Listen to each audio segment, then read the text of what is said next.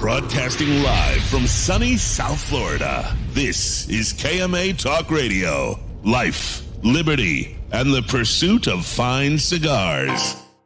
Your KMA crew, the Italian Scallion, Paul DeGracco, Alex Tavella, a.k.a. The GOAT, and always telling it like it is, Honest Abe. I like to smoke them like the Winston Churchill, like John Kennedy, yeah.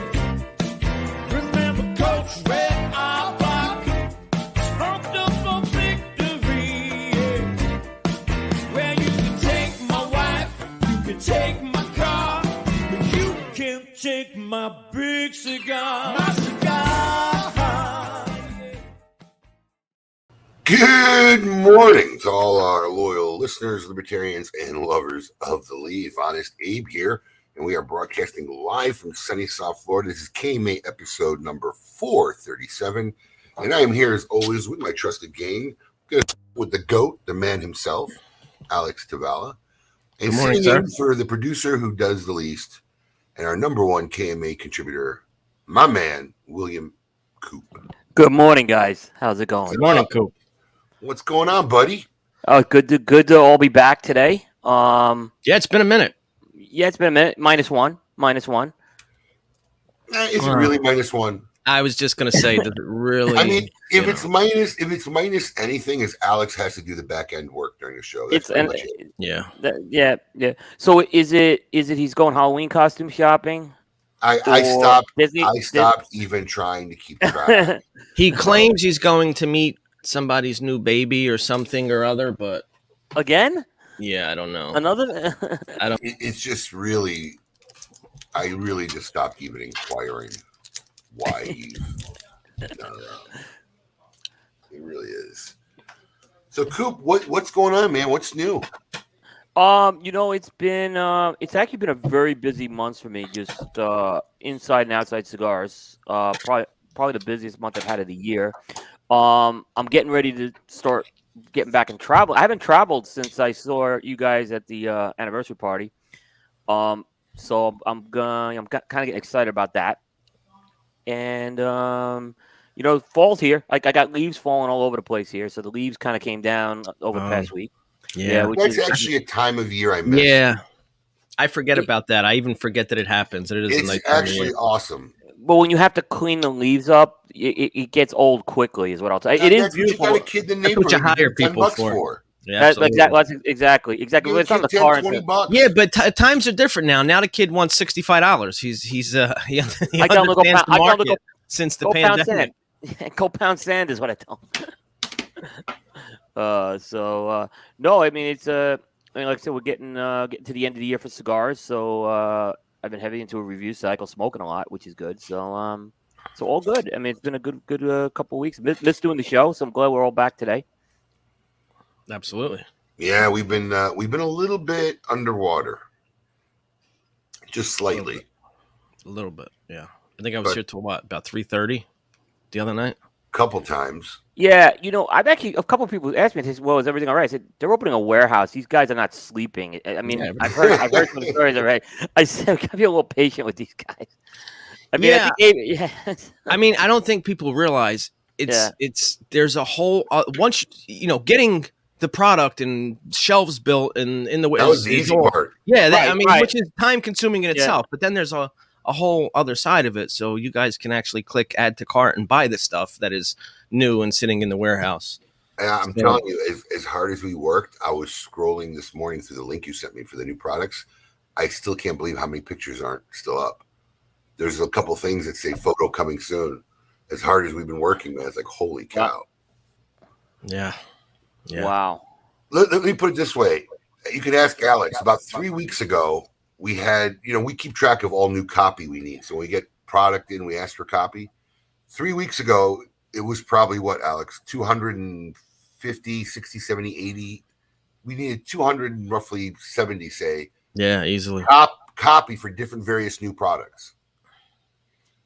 And it wouldn't have gotten done till next year at the rate it was being attacked. So literally, I started writing copy and we managed to catch up and got pretty much all the copy we needed done to date. Now we're just got to catch up on some photos. But your creative juices got going and you were just writing away. By the way, people, copy is that description that you read of the products. It doesn't just appear from nowhere. It's got to be. It magically, Yeah, it doesn't magically appear. If anybody knows about writing copy, it's Coop. Oh yeah. Right. Yeah, no, it's true. It's Speaking of copy, Coop, how about a little copyright infringement or what was going on the other day? Well, what happens is, when you have a website, you're able to kind of track who's accessing linking to your website. And all of a sudden I started seeing a lot of links coming from a website I hadn't heard of. And when I went to the website, it was basically a replica of all my content. And there was some of Dojo's content. Now, some guys think it's very funny, and they want to make jokes about stuff like this, right?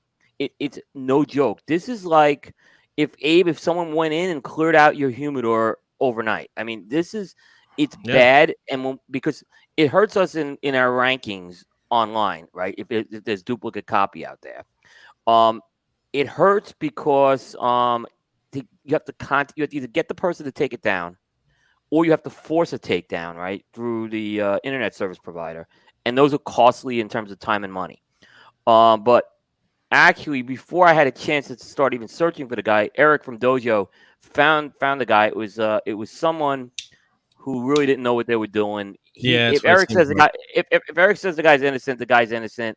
And he took it right down. But yeah, this is people don't realize how this is like our content is our inventory, is what I tell people. Right. So when it's stolen, it's not something to joke about, is what and a couple people do think it's funny, right?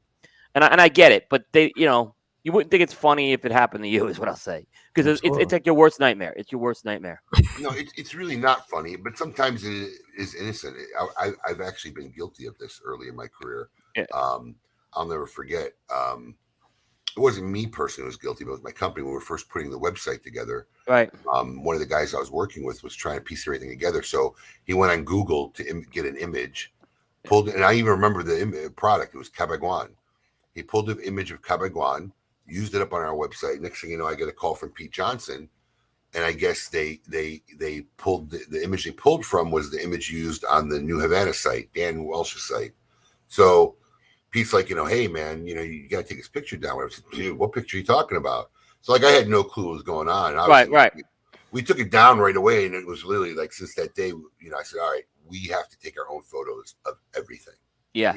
Because I was just starting. I wasn't building it. Some other guy was building it. I just didn't know how he was getting the photos. I didn't even think to ask. Yeah. But he's just going on Google. Oh, here's a good picture, and putting it on the site. And it was like, oh, no. Yeah.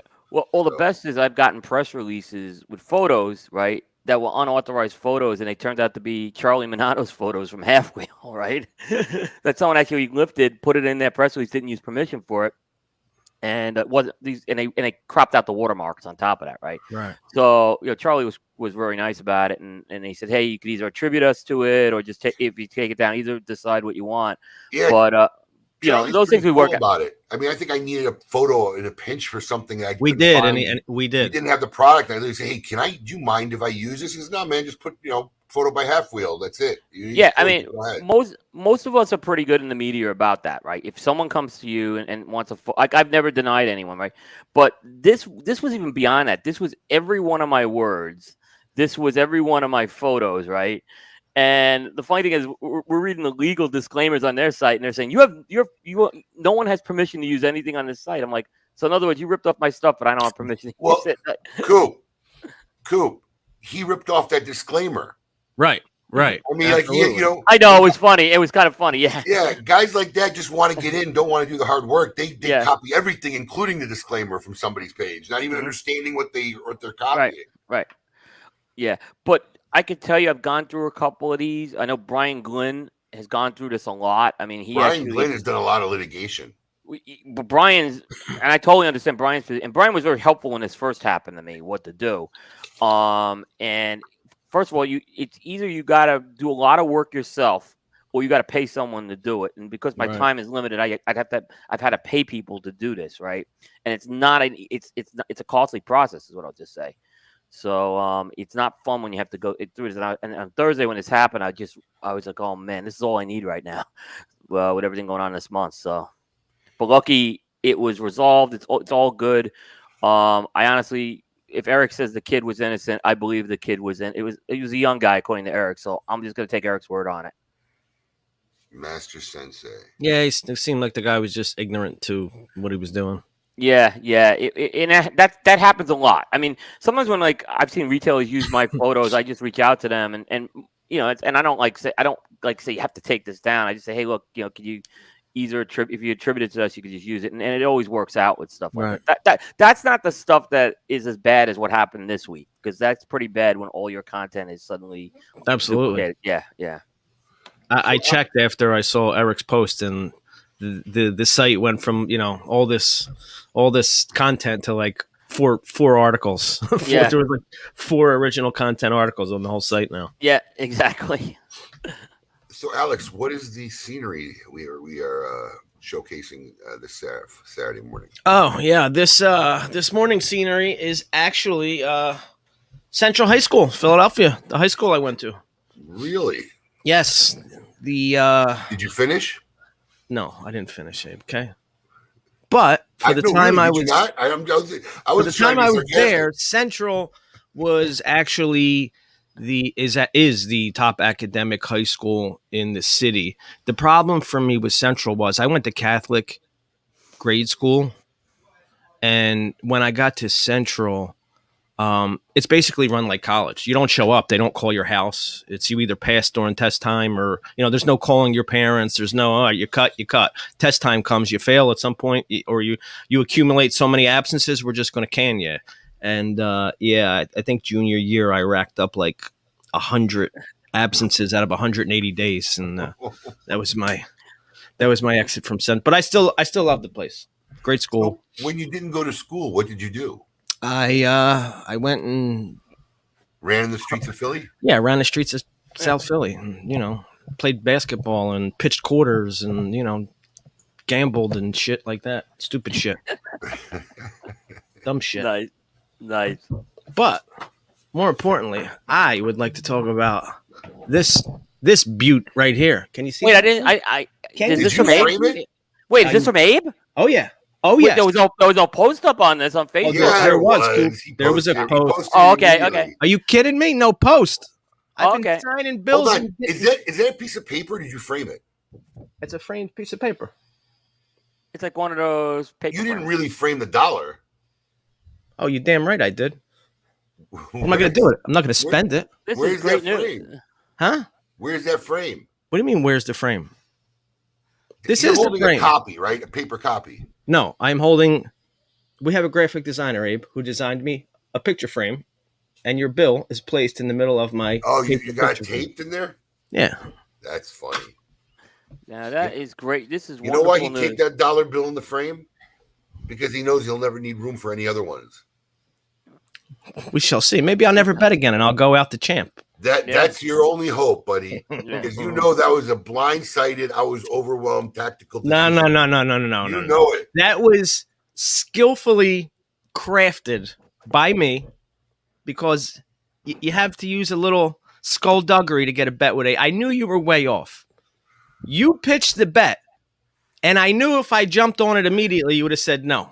So I had to play. I don't know. Let me think. Okay, I guess I'll bet. And I knew it, and I had you. Finally, I got you in my clutches. It happens. It happens It was once in a while. fatigue. It was fatigue. It could be the start of your streak. Could be a start of a new streak. You never know. What was the damn bet? Should we tell No, him we the don't. bet? We don't give out the bet. We never give out the bet. We never give out the bet. I owe $5. I always sign $5 bill to fake Alan Rubin. That's right. Yeah, I have to get together. I give it to him in person. So Speaking of which, I got my future winnings right here. yeah. Speaking of which, Score is still at the top of the list. I do have an issue. Like, listen, there's a lot of times that I'm late paying my bet, only because I literally carry zero cash. Bro, it took me over 30 days to get a $1 bill from him. I don't know about that long. A lot of times we forget about it, maybe, but I pay my bets. I pay my bets. Quentin's bet is what, 6 months old? I was doing a jerky contest. Hey, what did you have to do to get your dollar bill from me? What did I? I'm actually a little disappointed that it was already done and waiting for me because I wanted to get a picture. I He's had it smart. signed and ready on my desk. Yeah, he had it. I wanted to get a picture of him, writing it, writing copy on my dollar bill, but it was already done. But yeah, Quentin, I mean, come on, man, you're kind of a deadbeat at this point. It's been like 6 months. I don't even remember when the jerky contest was. And you dedicated your dollar bill to him. I was like, No, what? I took him off.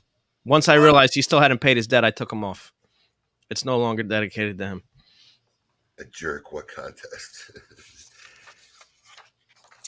Well, we got a pretty special guest, dear friend of ours, actually personal friend of mine for many, many, many years. We've been tracking his career and now his newest venture. We had him on before his venture lost, right after he kind of announced he was starting his new company. And now it's happened, and his cigars are on the market, so it's kind of cool. We have him on today and see how things are going. It's time for our Meet Your Maker segment. I want all of you to get up out of your chairs. I want you to get up right now and go to the window, open it, and stick your head out and yell. It's time to meet your maker.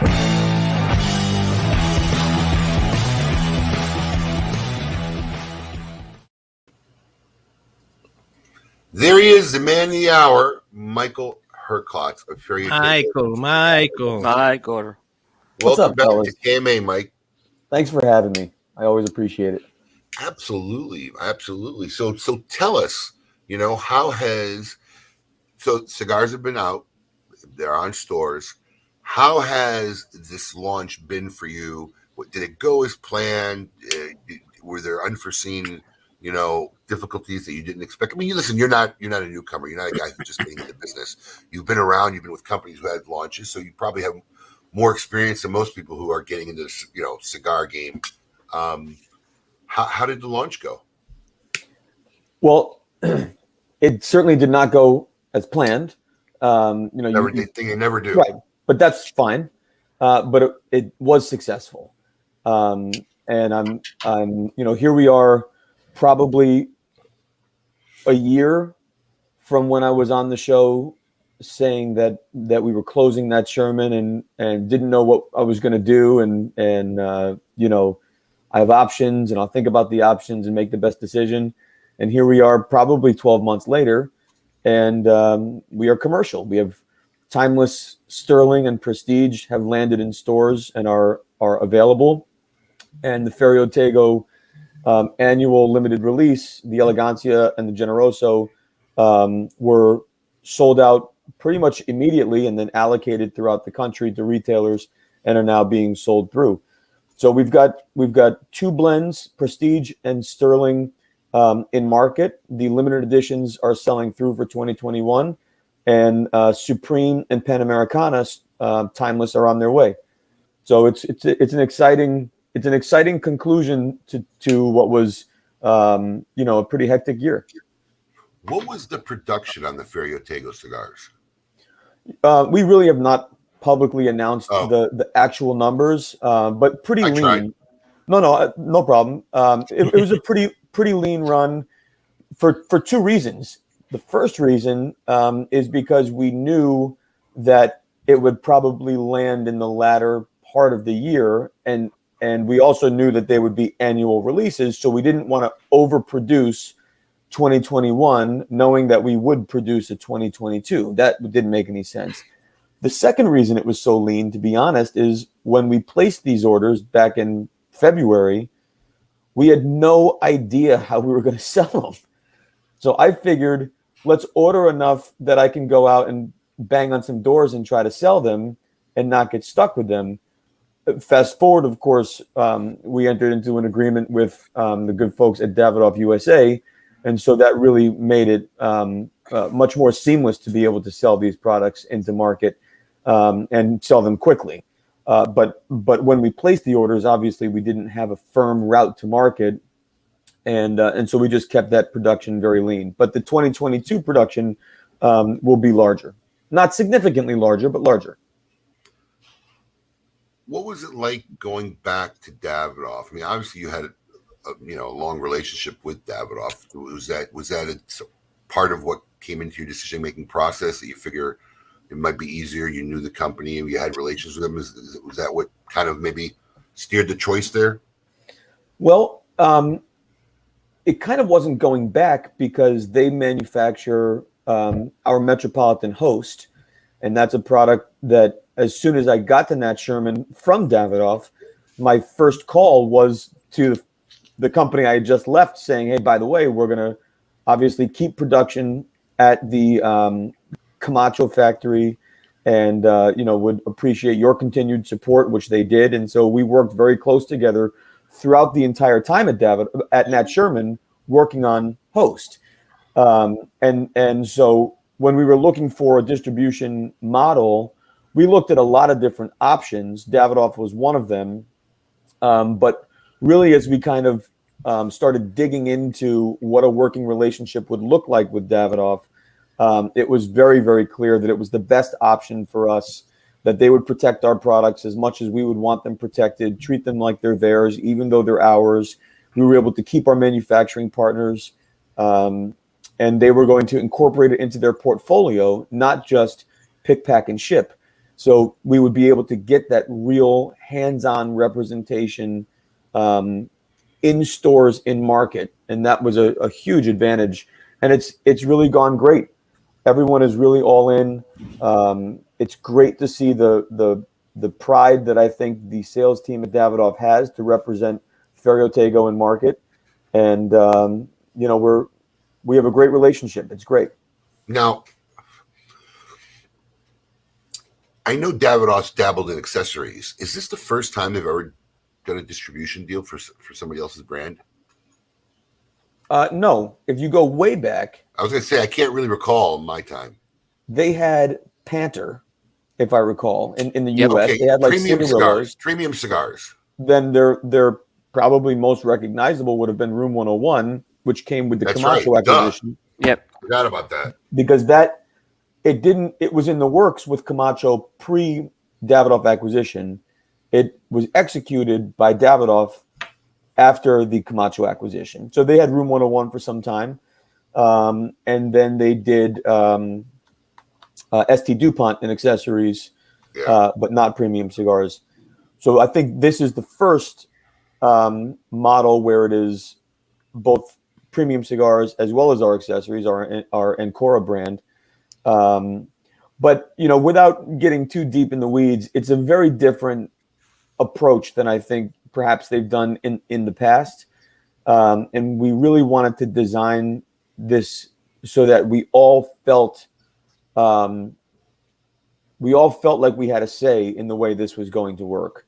And everyone feels a sense of, they certainly don't have ownership, but I think everyone feels a sense of ownership in how we go to market. And we also have a very different relationship. They've been family for 20 years of my career, of a 22-year career. That's quite a long time. And so I think they also feel a great sense of pride, as do I, that we're working together on this exciting project. Were there any other people that you were considering at the time, or was of course choice? No. We were down to 3, and they were all great. And everyone was very supportive, even coming out of the gate. We had sort of narrowed it to 3, and my partner Brendan was the former CFO of Nat Sherman, and he sends me this email, and the subject was Dork Report, and he sends me this great Excel file, and it's basically a blind assessment of the 3 options, and it had everything from shipping windows to costs to all the pros and cons, and he created this dork file that valued all these different things and then created a rating system on the bottom. And he said, okay, now you assess the value in each one of these things, and it will give you a value at the bottom, and then you tell me which one it is. And so I did it, and I sent him the scores back, and he said it's Davidoff. And I said, then let's just do it. Enough is enough. Let's lock it in. Coop, you don't need permission to ask questions now. Okay. You're I'm trying to. I got to get a word. I'm like doing poll stuff, so I need you today. I got to get a word in. No, so Mike, Davidoff, okay, and I know you've been supporting the trade shows. Davidoff's right now in a different position as far as the trade shows go. How are you balancing that out in terms of a working relationship with Davidoff and you supporting the trade shows?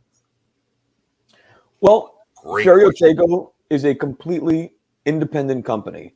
We are owned entirely by myself and my partner Brendan, and we talked about that even in our early stage of discussing this as a fulfillment solution.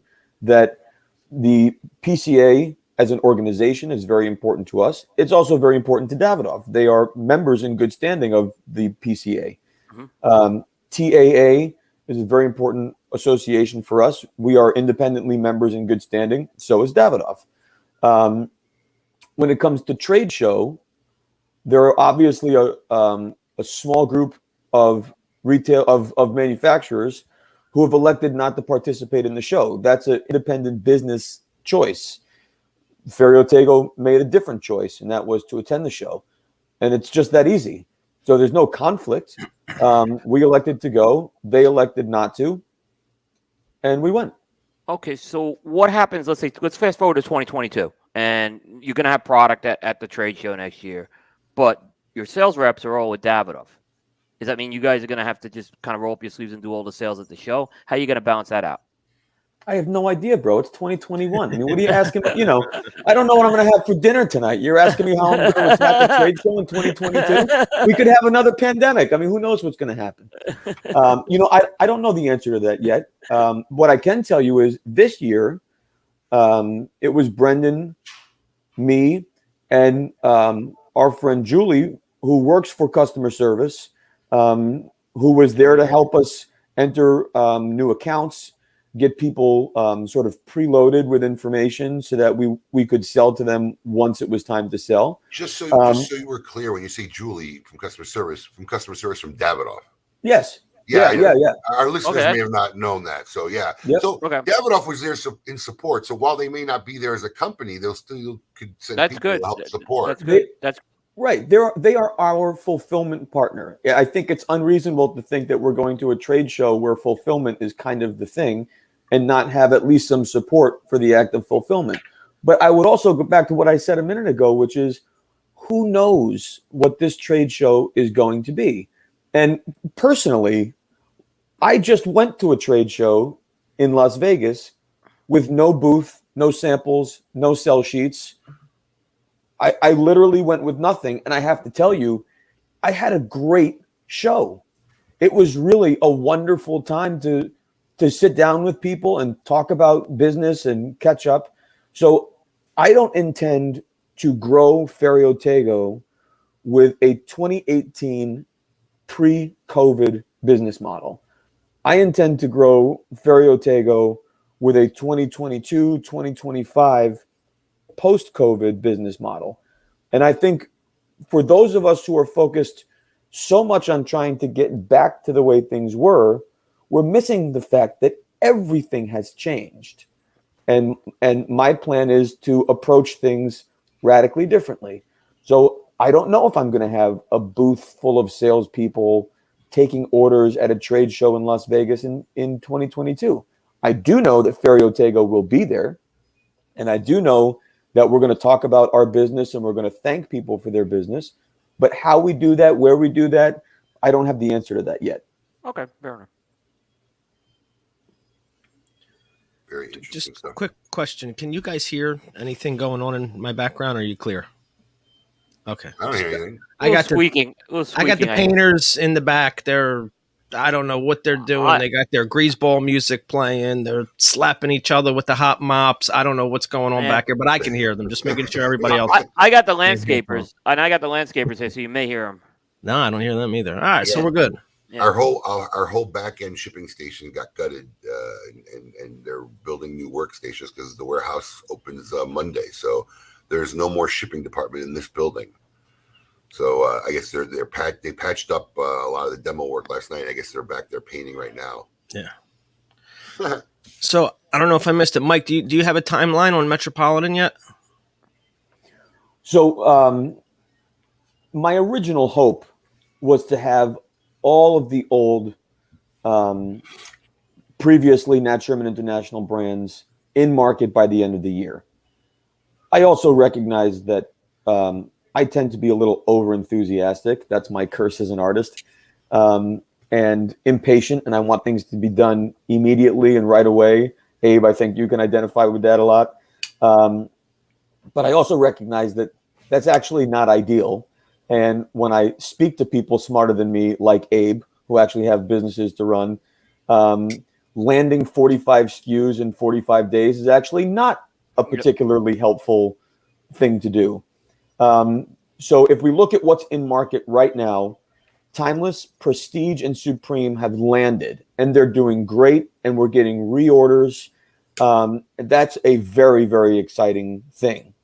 We are going to release the Supreme and Panamericana, which are the two sort of siblings from Nicaragua of Timeless. Those will be released in just the next couple of weeks. We'll do a formal announcement and give real timelines, but at this point, it looks like those will Those should land just before Thanksgiving. But I'll give you proper timelines, but we haven't announced that yet. So that's the first time we're sharing that timeline.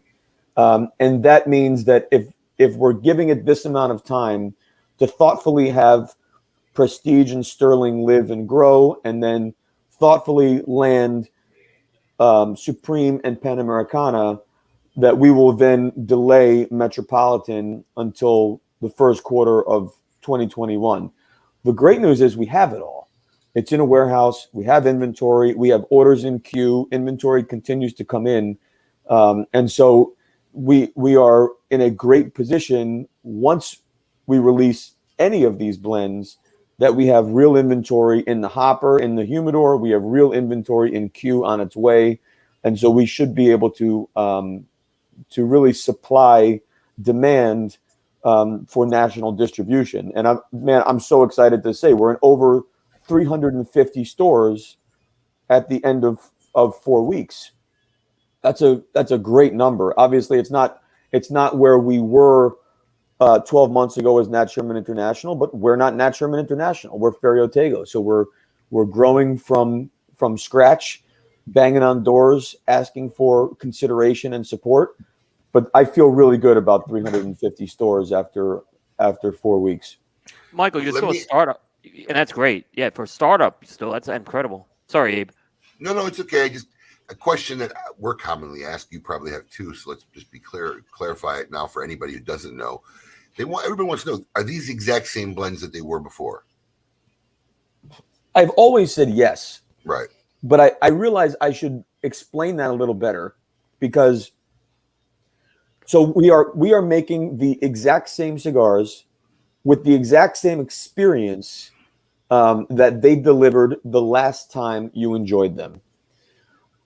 But as I'm sure all of your viewers are familiar at this point, if we made them exactly the same as the last time we made them, they would be different. When we're making blends and maintaining blends, over the course of years and over the course of even just production schedules, maybe one tobacco runs out. And so you just work on tweaking the blend to maintain it the same to accommodate the change of one specific tobacco. But we haven't made these cigars in production in almost 2 years, a year and a half. Right. And so when we started production, we made them the same, and they were radically different because instead of just tweaking one leaf, we were using 100% new. And so we had to reinterpret the blends to make sure that they delivered the same. And so it's easier to say, yes, the blends are the same. But to an audience that really understands the process, it's more accurate to say that the experiences are exactly the same. But of course, the blends, as always happens as you maintain a blend over time, the blend is always slightly tweaked in order to accommodate a new tobacco in order to deliver the same experience year after year after year. So you're smoking a Timeless Prestige, it looks like. Metropolitan, when it comes out, you're smoking a Prestige also. To me, that smokes with the same complexity and aroma that is as familiar to me as it was in 2012 when we created it. It feels so familiar and great. I know the back end that took a lot of tweaking and manipulation to deliver the exact same experience. And the same with Sterling, and the same with Panamericana and Supreme. Are they being manufactured at the same factories they were? Yes, sir. Okay. Absolutely. Because why on earth would we change the folks who not only we created it with, but who we've maintained it with? That's a ridiculous proposition. Who can make Metropolitan better than Casadas, who created it and maintained it since 1995? It's ridiculous and frankly egotistical to think that we're going to take this thing that's been maintained for 30 years and go bring it somewhere else. That's ridiculous. And the same with Panamericana. I sat in Esteli with the Plasencias working on that blend for 14 months. And now I'm just going to say, let's take it somewhere else. It doesn't make any sense. These guys have proven themselves to be great partners. They've overextended their generosity as we closed the business in offering their support for whatever I do next. We just got lucky and were able to buy the work and buy the rights to be able to continue the work. So when I was just able to call our manufacturing partners and say, guess what? We're just going to unpause the pause button if that's good with you. Absolutely, it was good with them. And so we're right back. Granted, it's October 2021. We announced we were going to sell October of 2019. That's basically 2 years without production. But we were able to jumpstart production, 8 months ago, back in February. And here we are selling. And I think, if you look at the landscape of our industry over the last 8 months, there's an awful lot of back orders from an awful lot of companies. To think that we were able to place our orders, manufacture cigars, manufacture labels, bands, barcodes, coordinate 5 countries to all get together, to get materials together, to make cigars and get them in production. That's not me. That shows you how much commitment our manufacturing partners have to Ferio Tego's success. Everybody came to the dance and pushed this and delivered on time, and we're in market supplying reorders. That's a huge credit to Plasencia, to Quesada, to Davidoff in Honduras, to Cigar Rings, to Humidiv Group, Action Label. It's a whole lot of people coming together to work really hard, really fast, and really thoughtfully to bring these incredible cigars to market. And what I would say is a pretty impressive amount of time. I got an interesting question that I'm good, because I hate the shitty ones, Abe. No, this is actually a good one. I think this might be one that maybe no one's asked you yet. I got an ask KMA question after you too. Okay. If it's about TGS, hold off. I'm gonna hit that up an hour. Okay, then you can hit that up because it's starting to trend. It's starting to trend in the comments. Yeah, I saw it. We'll hit it up an hour too. I want to focus on this hour on Michael and his brand and his company.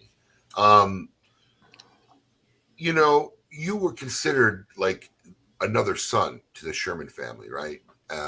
And I've known them for a long time, Joel and Billy. And even though the brand doesn't have the family name on it, I mean, I was there at the lunch when this project was conceived, when you had just started working with them.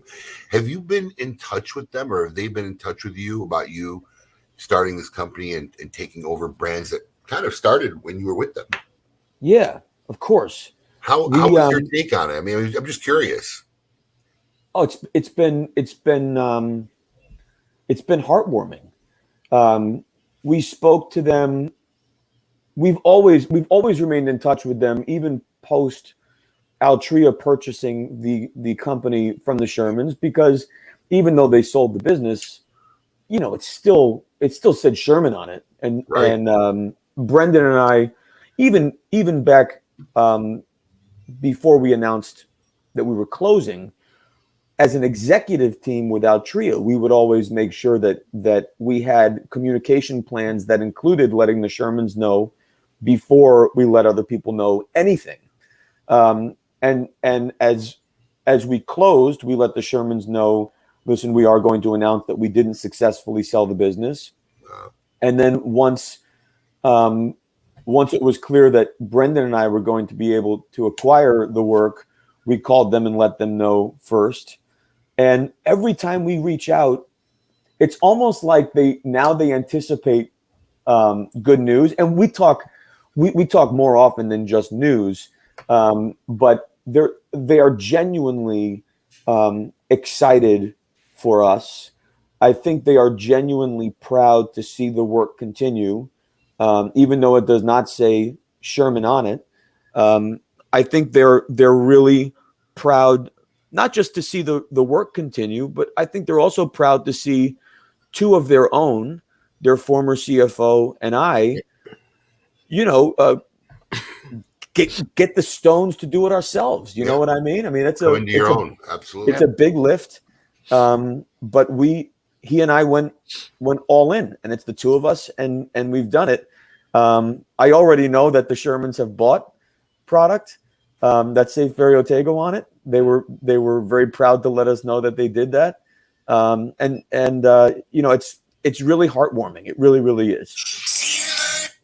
Michael, one of the brands that's really tied to the history of Nat Sherman is Apoca. Is that something that's in the plans for 2022? I don't think it's in the plans for 2022, but again, I don't know. The one thing that we have to always be very clear about is Ferio Tego is not Nat Sherman. Right. And we've been very clear about that in our packaging, in our messaging. Nat Sherman is still a cigarette today, and Nat Sherman is a cigarette in perpetuity. Ferio Tego owns the brands that were formerly owned and sold by Nat Sherman International, and that's Timeless and that's Metropolitan.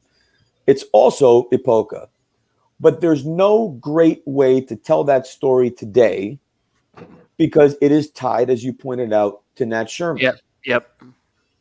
And if we're being really honest and transparent, it was third in our success of sales. We had Timeless, we had Metropolitan, and then we had Epoca. And a lot of that had to do with post Altria and what we could and could not do for advertising. It was also the FDA. It was a very difficult time.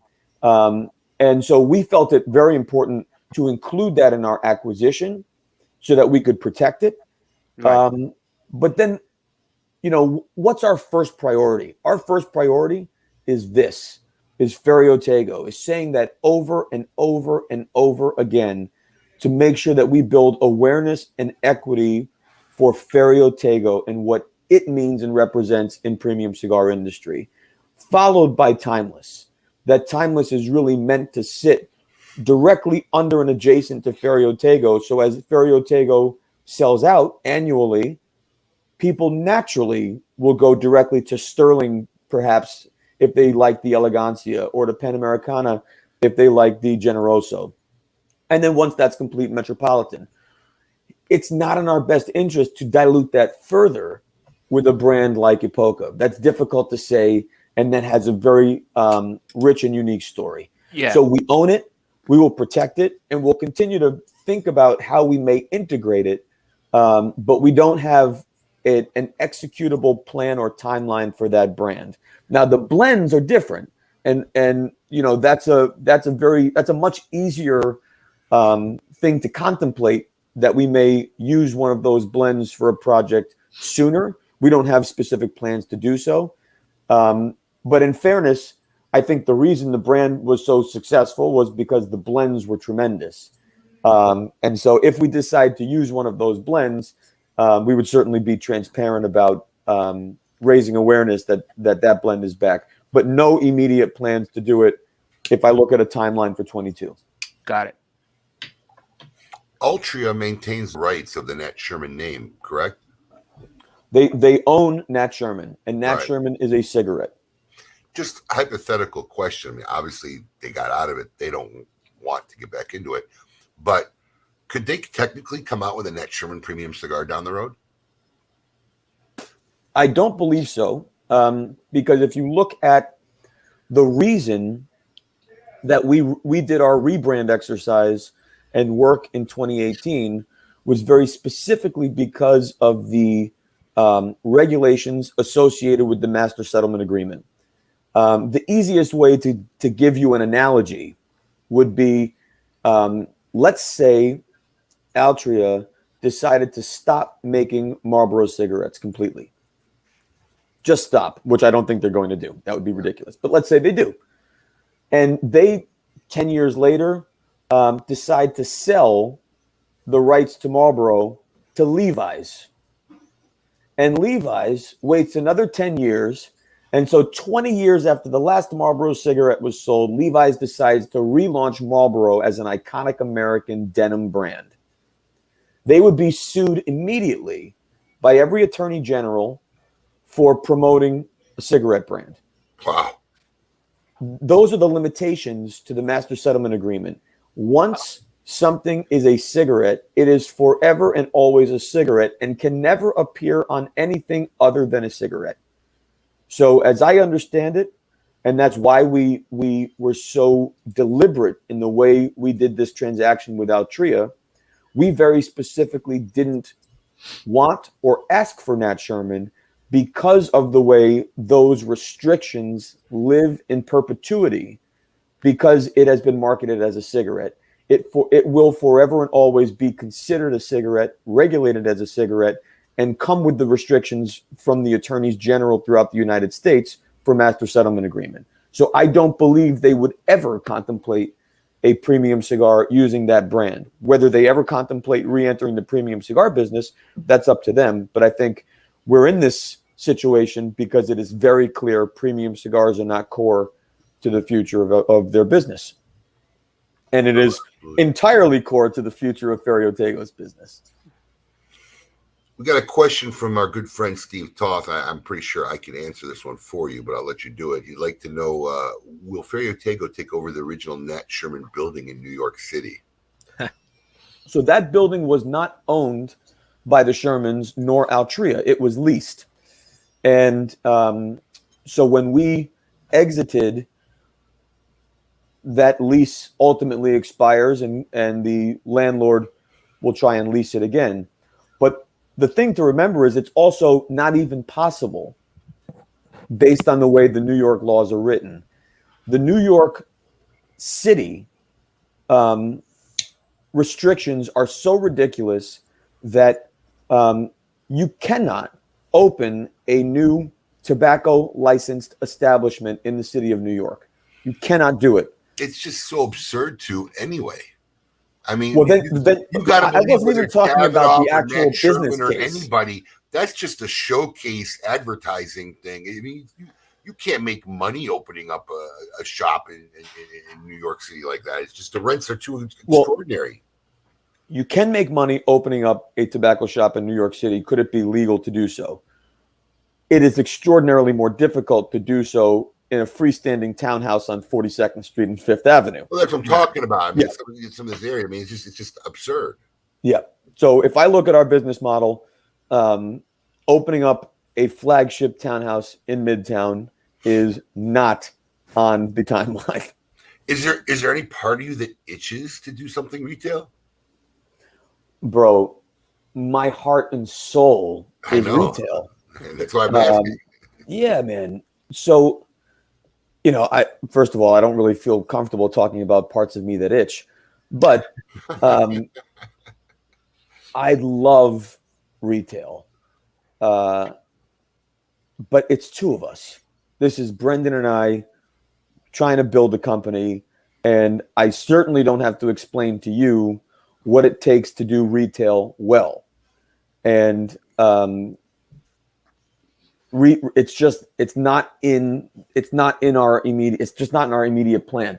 We've certainly both talked about it. We talked about it early on as we were developing ideas, because Brendan and I knew sort of as the last two guys on the ship.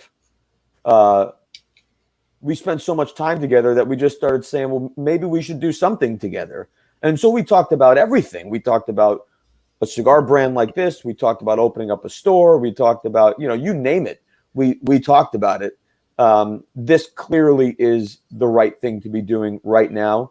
And it takes an extraordinary amount of work and focus and dedication to build this brand and to restore the brands that we acquired. As much as I love retail, it's just not in the cards. But I'm fortunate to have one of the greatest retailers in our country here in New Jersey, the tobacco shop of Ridgewood. And so I get to spend some time there, talk with customers, and still kind of home shop. It is, yeah. We're members of their lounge, and so that allows us to at least feel a little bit connected, Although if I spend more than 5 minutes talking to a customer, Gary usually comes over and he's like, okay, go back and sit over there. You don't work here anymore. But it's great. And I'll tell you what else is great with our relationship with Davidoff. They have stores.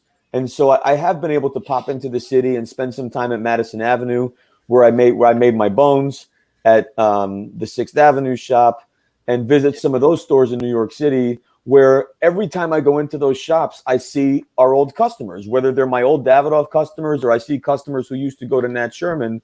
I see them and I get to interact with them and catch up with them.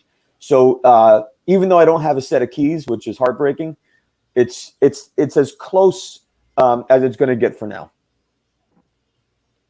Wow.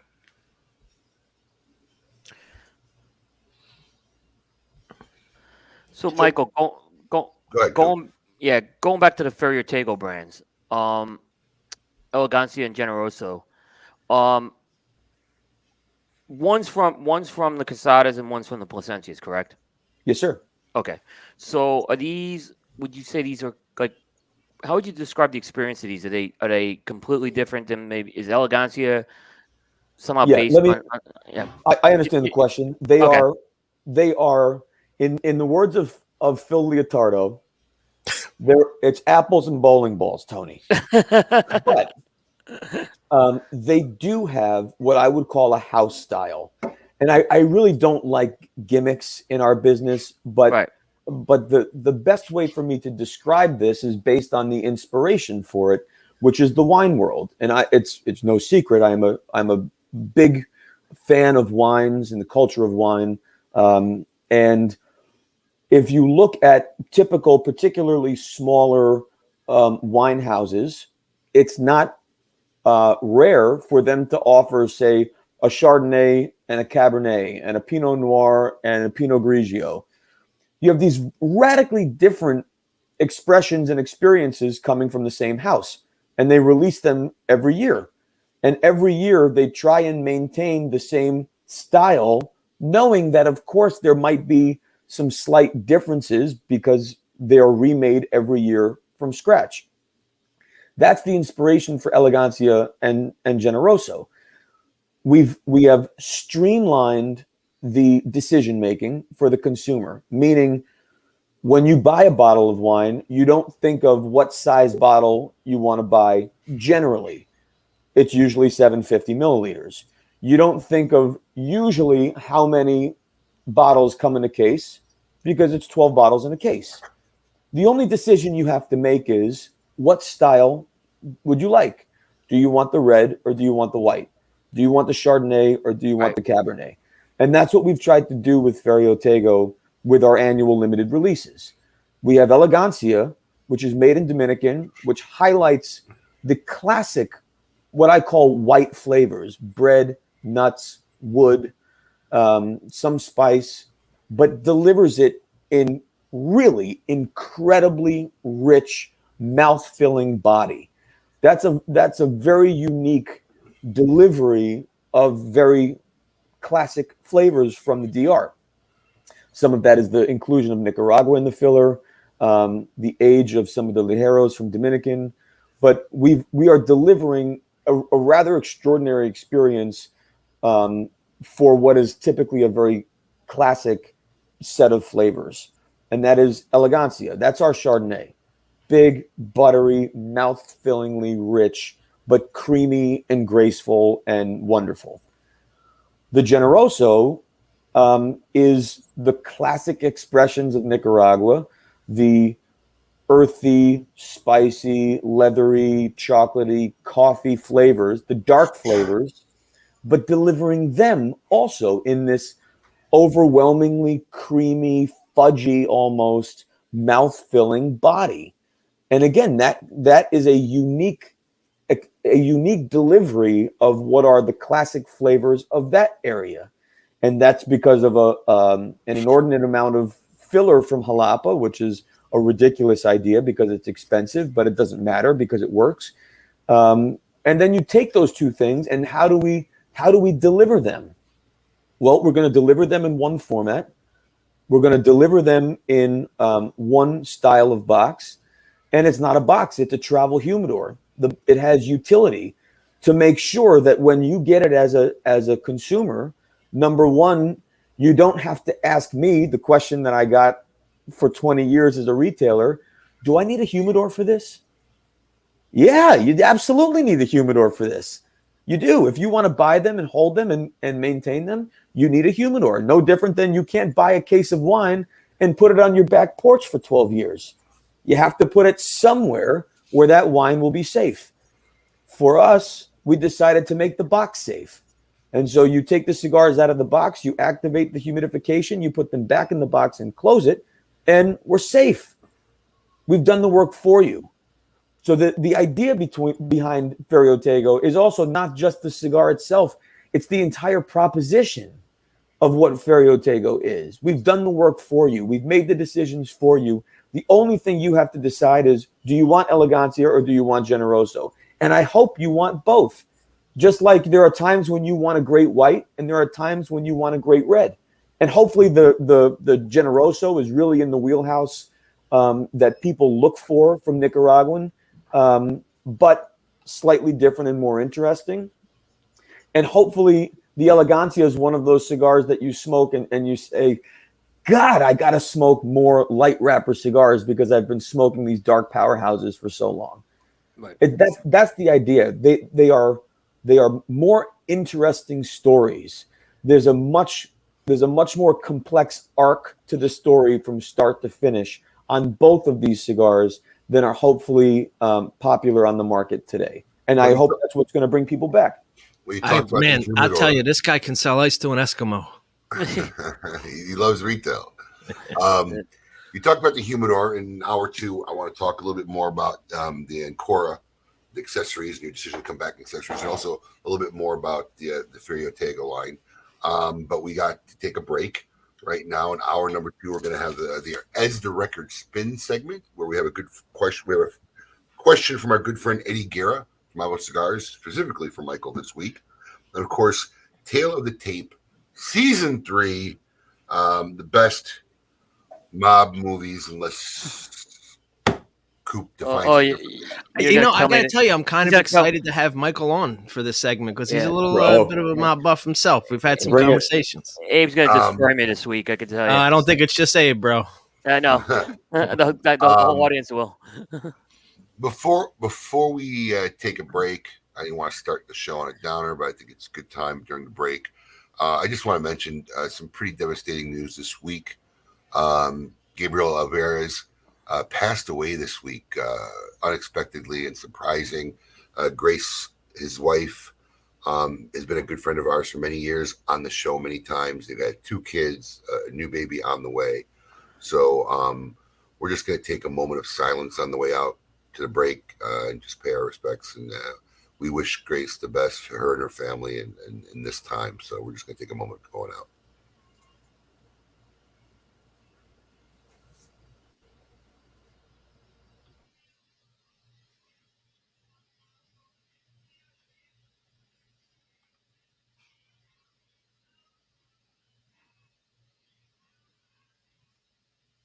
Surgeon General warning. Cigar smoking can cause cancers of the mouth and throat, even if you do not inhale. Without this rich and profound history, it only makes sense to showcase one of their popular cigars after Mr. Henry Clay.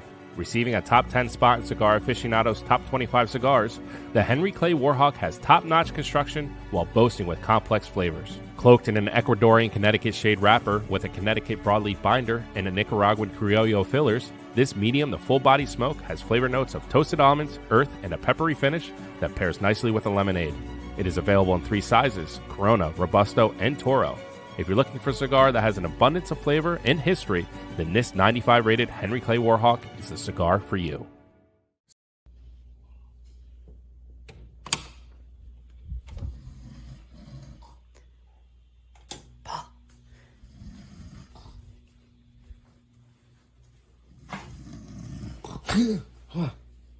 Commercial time. Oh, God. Oh, how nice to see you here when I'm sleeping. You know, honestly, Abe likes originality. He doesn't like repeats.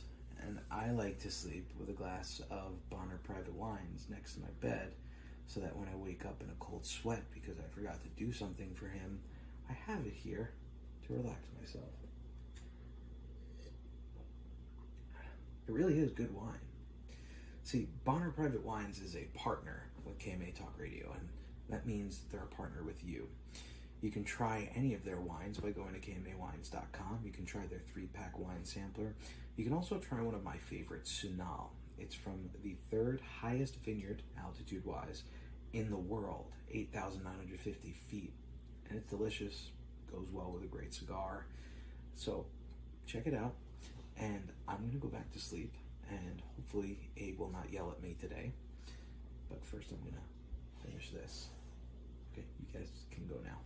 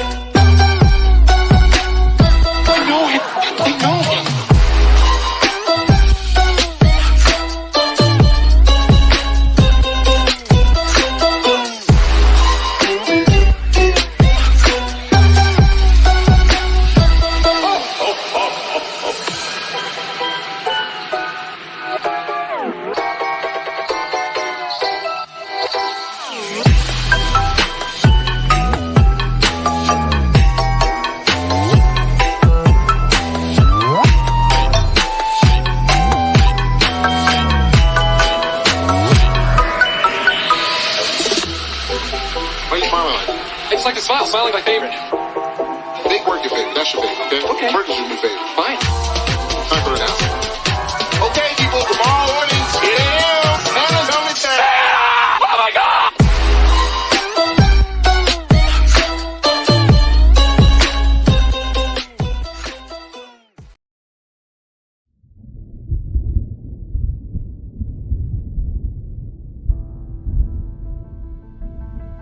Honest Abe here with Smokin' Cigars. In 1996, Smokin' began with a small 900 square foot cigar lounge in the heart of Tequesta, Florida. And I was very happy to have a small brick and mortar serving my local community. I made a lot of friends and patrons who are still very close to me after many, many years. As we expanded and began to grow, we realized that Florida was a place that many people from all over the country came to vacation. And we got to make friends with these people from many different parts of the country.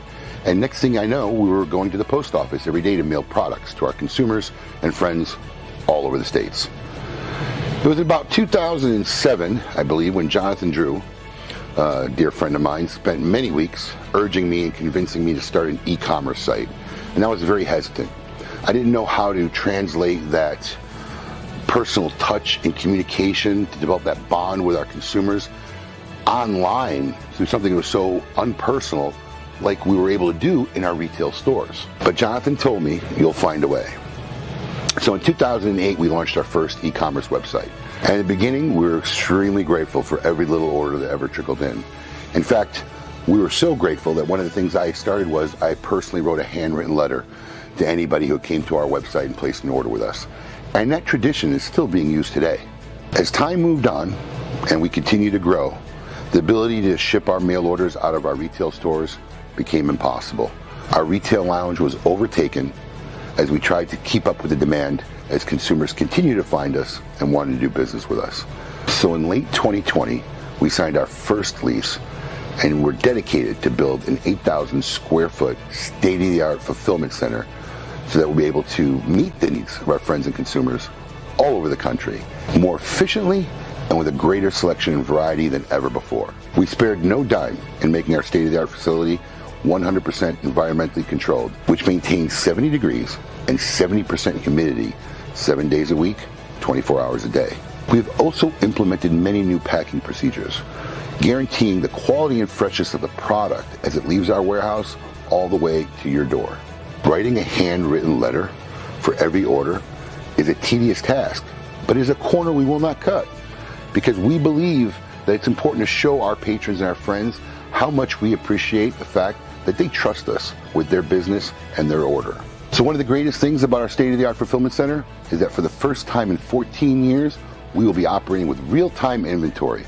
If you thought we were fast before, wait till you see how fast we are now. Because if you're able to place an order for a product, it is in this building and it will get out that door. So now that we have this state-of-the-art facility, what do we want to do? We want to test this baby and push it to the limit. We are going to do a grand opening warehouse sale starting November 1st. That's Monday at noon Eastern Daylight Time. It's going to be a 48-hour sale only, and this is how it's going to work. If you spend $100, we will email you a $20 gift certificate. If you spend $200, we will email you a $50 gift certificate. And if you spend $300, we will email you a $100 gift certificate. These incentives, along with our everyday low pricing, will allow you to save an unprecedented number between savings and gift certificates for this 48-hour sale. And with Black Friday coming up at the end of the month, there's no better time to have a gift certificate in your account ready to use. Don't miss our 48-hour grand opening warehouse sale that begins once again on Monday, November 1st, noon Eastern Daylight Time. Thank you, and peace.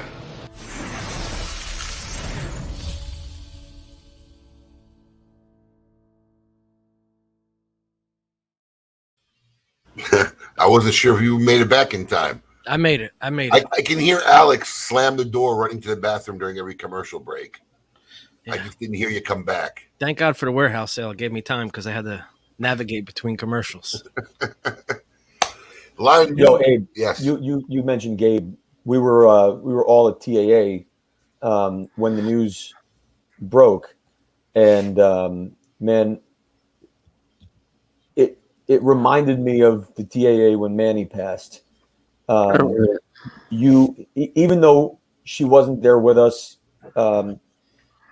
I'm sure she felt the love that was pouring from Casa de Campo and DR, because it was an incredibly emotional evening when we got the news.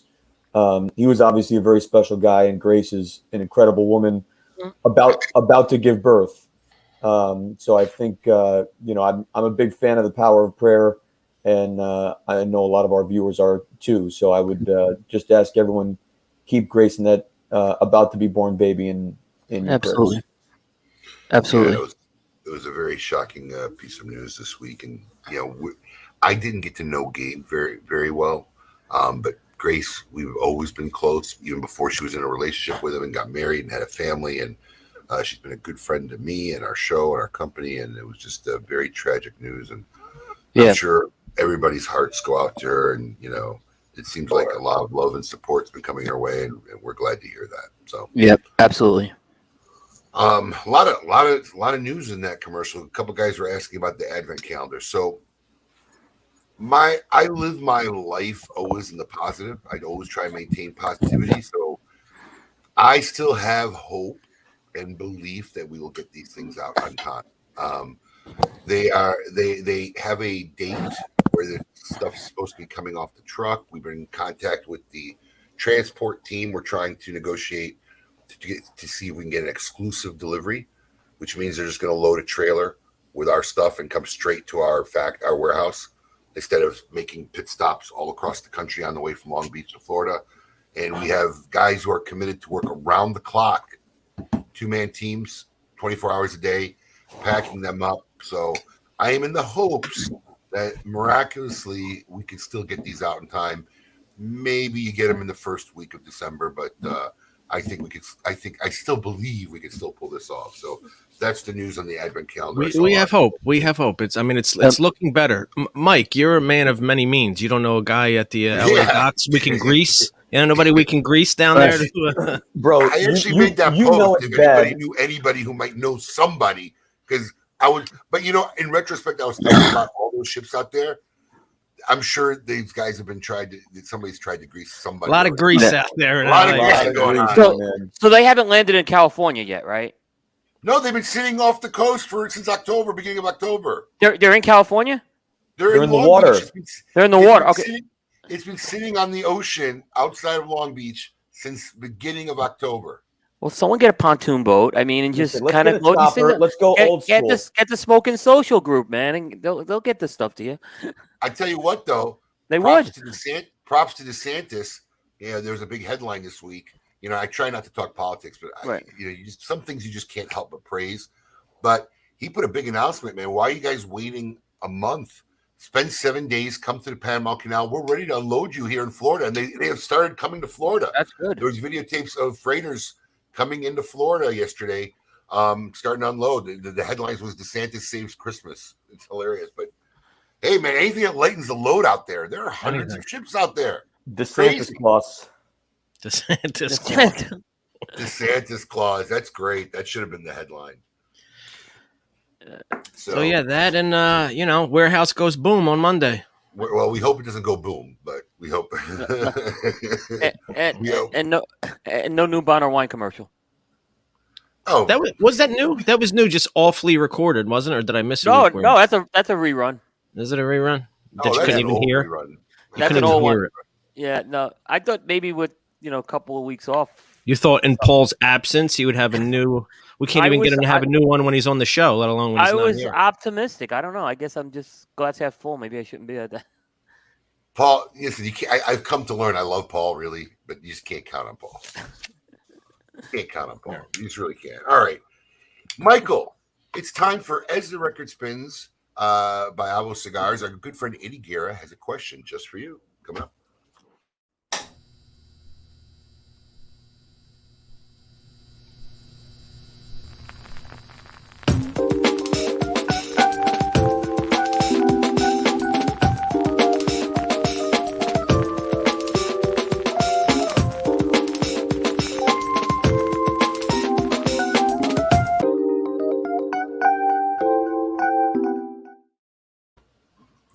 It's actually pretty funny because I've been a little overwhelmed and I didn't even get a chance to read this question. And my daughter actually asked me this question last night. It was a school assignment for something. So I find it very serendipitous that this is the question for you, Michael. If you are suddenly dropped off in the middle of nowhere in the woods, but you can bring 3 things with you only, what would they be?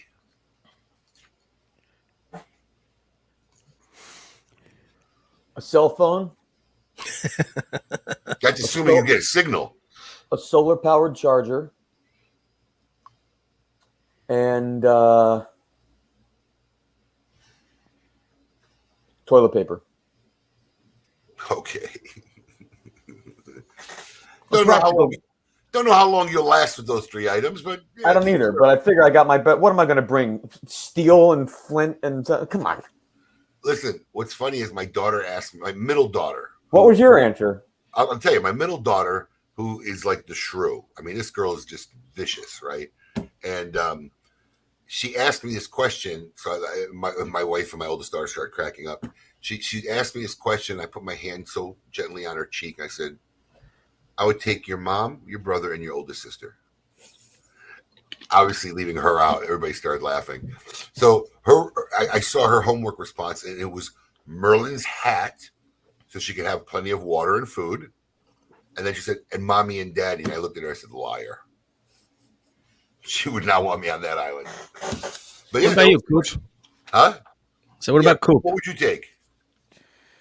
Oh, that's a good question. That's a great question. I would take probably I agree with Mike. The toilet paper would be the first thing, right? I think I'd want to have that. What's his name? Were you guys the guys stocking up during COVID? What's this toilet paper? Leaves, bro. You got plenty of leaves and foliage in the woods. Right. I don't know if I want to go that route, right? But I don't want my cell phone, right? I don't want my cell phone because I prefer, no one bothers me with that.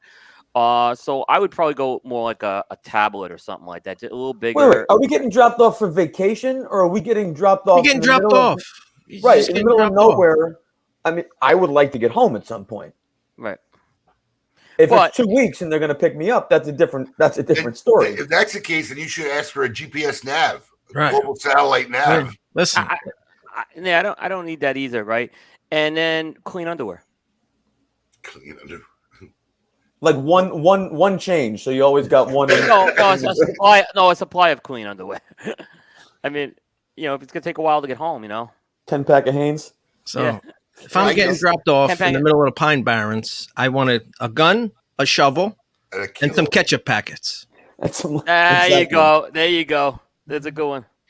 Maybe a Tic Tac if you can find it. Some ketchup packets. That's good. Movie reference? Anybody? Somebody. I know these two guys. No, of course. It's been referenced this whole show. It has. So, Ferio Tego, I have to ask you because we've been asked as retailers. We have. Consumers, and you probably heard it already. A lot of consumers were surprised at the price point. Was that the expected price point you were looking when you were just coming out with this cigar? Because look, I know I've gotten into projects where I was like, okay, this is where I'd like to make a cigar or project or whatever, microblend.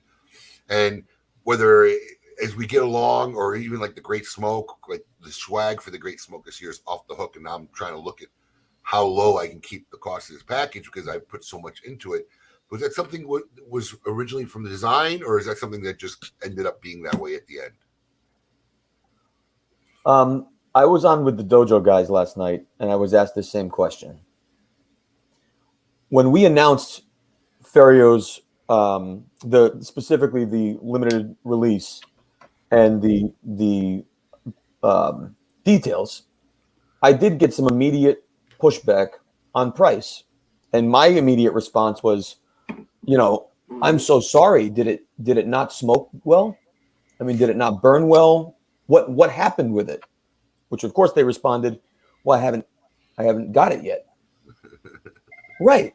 So if you're suggesting that it's somehow not worth it, how do you know that unless you experience it? And when I was creating the blends and the concept, I didn't start by saying, all right, first things first, I'm gonna make this expensive. Now, how do I do that? That is not the way you approach a project. But the way I approached the projects were, I am going to do my best work with these two projects. I'm going to do my very best, and I'm going to make them stand out, and I'm going to make them memorable, and I'm not going to cut a corner, and I'm not going to do this and say, well, how much is that box? Let me check 4 other vendors and see if I can beat this guy up to save a couple dollars. And what if I don't have the, what if I just do silk screen instead of foil? What's the cost difference? And how much does it cost to make this shape this way?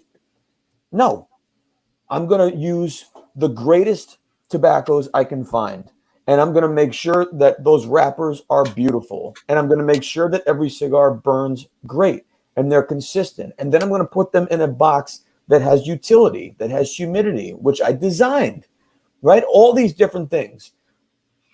They need 3 bands. People are like, why 3 bands? Well, it needs 3 bands. That's what it needs. It needs a principal band, it needs the blend band, and it needs the year band. That's what it needs. And it needs a barcode, and it needs a barcode on the box, and it needs a warning label, and it needs a stamp, and it's got to be shipped. And the boxes, I do want a felt bottom. Guess what? I want a felt bottom. Not because if I didn't have felt on the bottom, someone would say, oh, where's the felt? But because when it does have felt in the bottom, it's better and it's more memorable. And I got a pouch made, this beautiful pouch and this outer box. All of these things add to its elegance, and it adds to the memory of this product when you open it. And look, that pouch is stunning. It feels great when you take it out and you open it. I want Ferio Tego to make you feel good, not just when you smoke it, but the moment you lay your eyes on it, I want you to love it. And the good news is that most experiences that do that to you are way more than $21. And there's a lot of cigars that are out there that are way more than $21 that don't do any of that for you. So what we are committed to is, number one, doing our very best work. And number two, over-delivering always. And this year that was $21, and that's $210 for a travel humidor that has utility, that happens to be packed with 10 of either Elegancia or Generoso. I can't think of a better value on the market today than what we are delivering. Now, I understand $210 is not an insignificant amount of money. And $21 per cigar is not an insignificant amount of money. And I recognize that. But that's also why we feel so strongly about making Ferio Tego not 2 cigars, but a portfolio of all these different blends. So you can experience Metropolitan, you can experience the host, the Metropolitan Connecticut. That is Ferio Tego. the Timeless Prestige, the Timeless Supreme, Panamericana, Sterling. That is Ferio Tego. But the Ferio Tego Limiteds are our best. And it's just a different proposition. And if it's not the time for you to buy into the limited, no problem. Thank you for your consideration, and thank you for buying a Metropolitan or a Timeless. But what I also find is a lot of times the most extraordinary things that we want, that we hope to have one day, probably with the exception of vehicles and homes, we get. Because for a lot of us, particularly men, we are the hardest people to buy gifts for everyone in our family. As a retailer for 20 years, the majority of lighters and humidors I sold, and limited editions for that matter, I sold, were not to the person who was going to enjoy them, but it was for the person who was going to deliver it to the person who's going to enjoy it for Christmas or for Hanukkah or for their birthday or whatever. And so if Ferio Tego 2021 is maybe not in the cards for you to purchase today, make sure you let everyone you love know that you want it under your tree and experience it that way. But that's a long way to answer your question, Abe. I'm sorry. It was not designed by price. It was designed by experience, and that ultimately became the price. You muted yourself. But yeah, that's something I always used to say to a consumer when I still worked in the shops. I mean, a lot of people balk at a $20 cigar, and I just put it this way: look, you're willing to spend $20 on an entree at a restaurant. You're going to spend a lot more time with your cigar than you are eating your entree for 15 minutes. Yeah. Bro, I'm a consumer, right? I'll go back to my wine analogy. I love wine. I drink a lot of wine. I don't drink $150 bottles of wine. I have some. It makes me feel good to buy them. I collect them. I open them with friends, special occasions. But I also love to find value, and I love to find really unique, affordable expressions that I find interesting. And sometimes those happen to be from the same producer. So you find something that's accessible at a $12 bottle, and then you also go to their top that's $150, and you still sort of embrace that journey of their brand.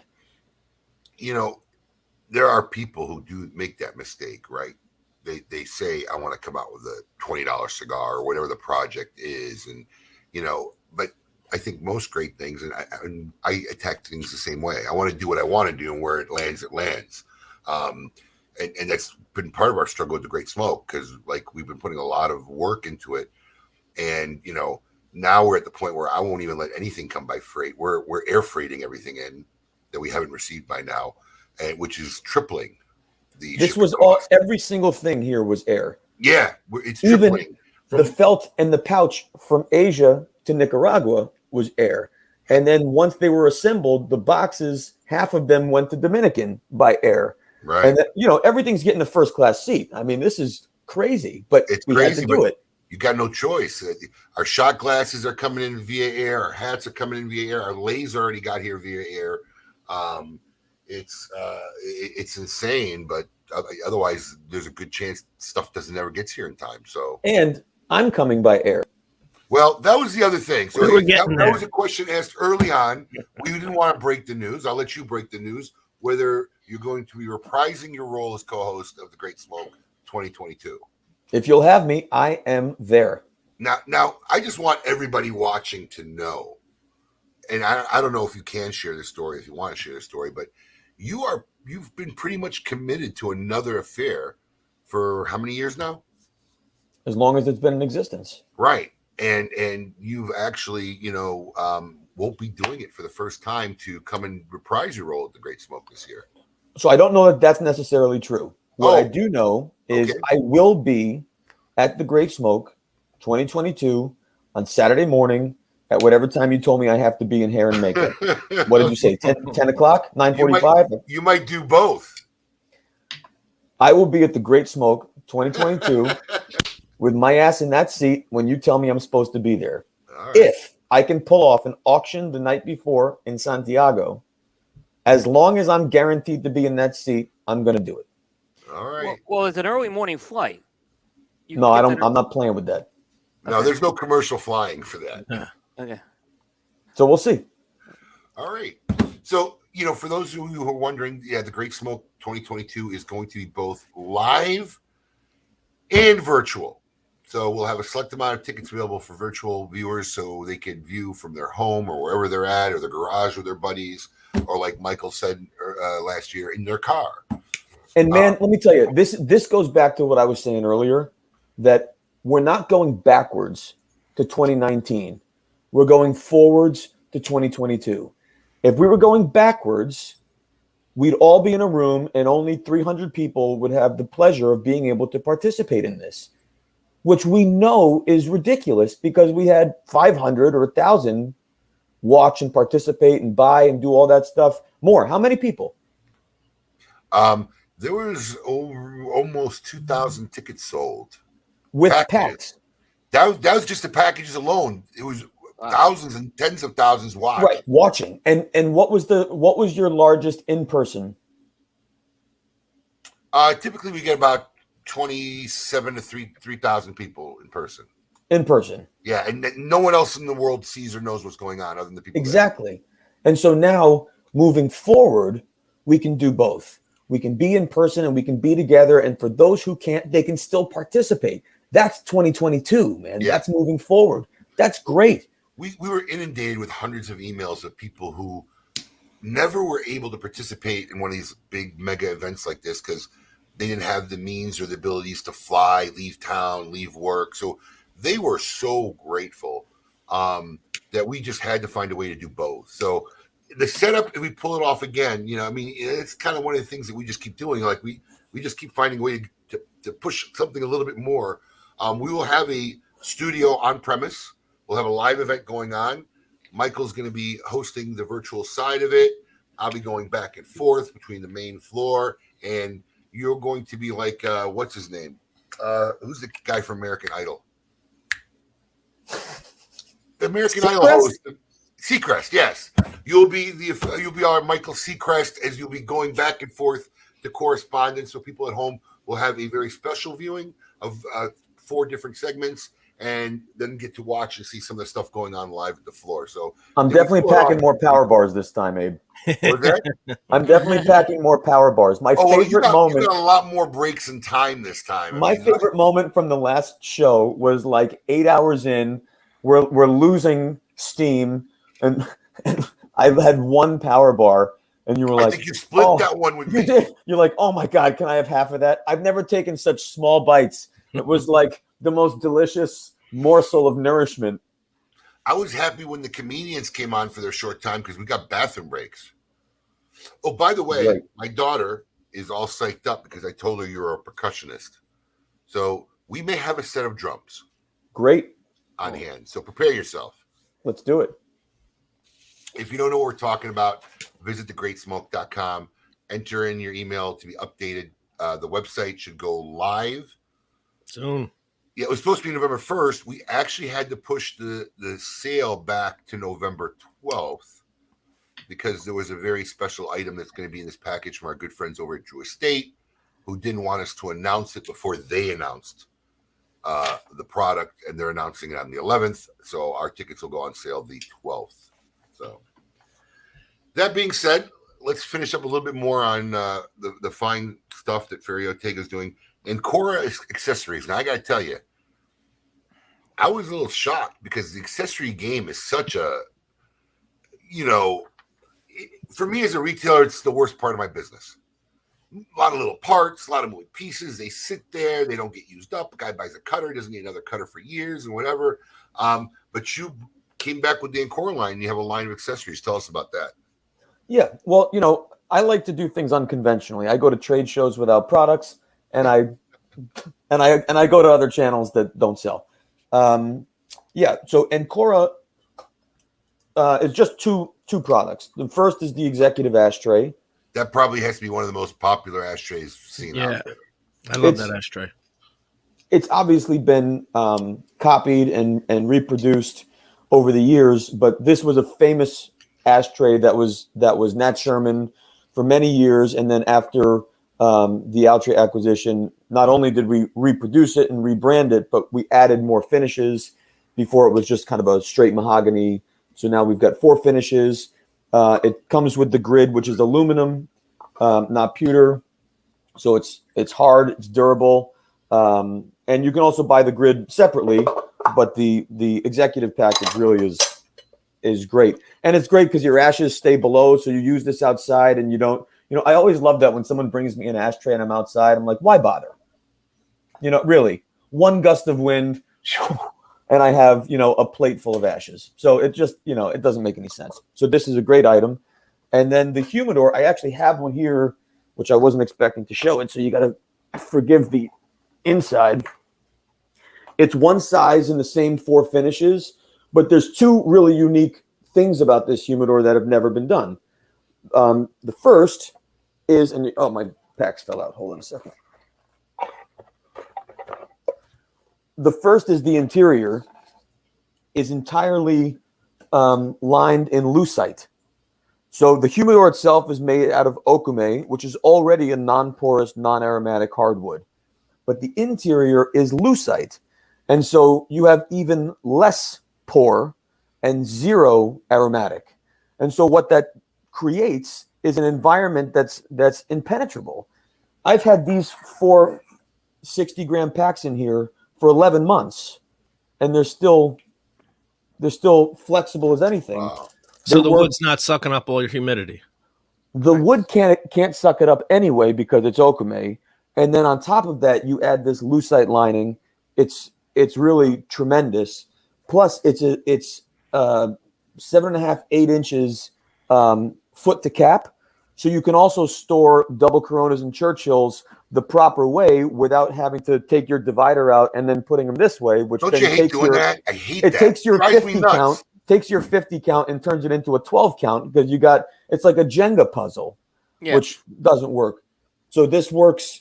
It works tremendously, tremendously well. 4 finishes. The ashtrays are everywhere. The humidors are starting to make their way. Now, I'll be honest. The retail. What's the retail on those 2 items? I think the retail is $475 on the humidor. It's less than $500. I need to go back and actually look. The executive humidor is, I believe, $175 for the grid with the base. Now, look, there less than 500 is a particular category in the humidor market that, as retailers, we all know. A $500 humidor is not a $3,000 humidor. And so if you put this humidor under fluorescent lights with a magnifying glass, you may identify a little I don't know, a ding in the back corner, not even a ding, but as they're being assembled and made, they're not made by hand, they're made by machine. You know what I mean? But if you are looking for a humidor that looks great on a table, that outperforms any humidor with no maintenance and no seasoning other than 4 60 grams, 69% Boveda packs, this humidor is for you. Coop, did you have a question? I saw your hand go up, or was that just a gesture? That was just a gesture. Okay. Just a gesture. And the not to be confused with the Ferio Tego packaging. So this is not Ancora. It's not branded. This is just the travel humidor. But as long as we're here, I'll just pop it open for us. Good seal. So this happens to be the Generoso. Comes with 10. I smoked one. But underneath, pardon me, I'm doing this terribly. Underneath, you've got a false bottom. That bottom is removed. And it comes packed with Humidif's jelly pack. So you just take that out of the plastic, put it back in, put the bottom back in, and then put your cigars back in, and you're done. You can put this in your sock drawer and keep your cigars fresh. And then hopefully after you smoke through your Ferio Tegos, you continue to use this when you travel, throw it in your pouch, and then put it in your suitcase. But it's intended to have utility.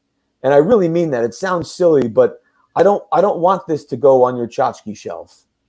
You know, I want you to take this and I want you to carry cigars in it, or buy 10 boxes and throw it on eBay for all I care.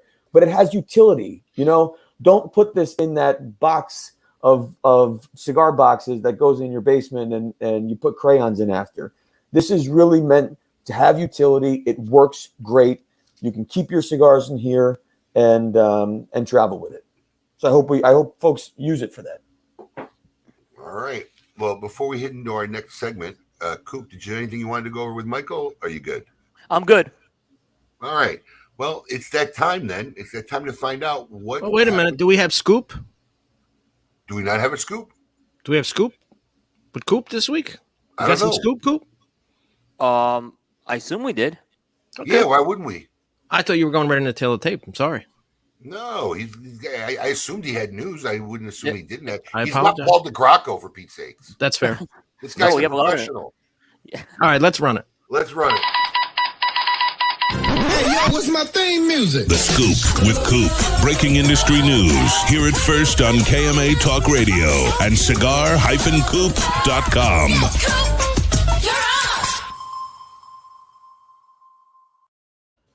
I gotta admit, that's one of my favorite intros. It's like so perfect. I love it. It really is. Coop, what's the scoop, buddy? All right, there's a lot of stuff happening this week. Let's see if we can get to it all. The big story is some good news for a change. The $96 billion tobacco excise tax hike that was originally there was language put into the Build Back Better Act. It has been removed. And that bill is going to go forward in the House and the Senate without that language. What was the cause of that? Like why it was removed? Yeah, do we know?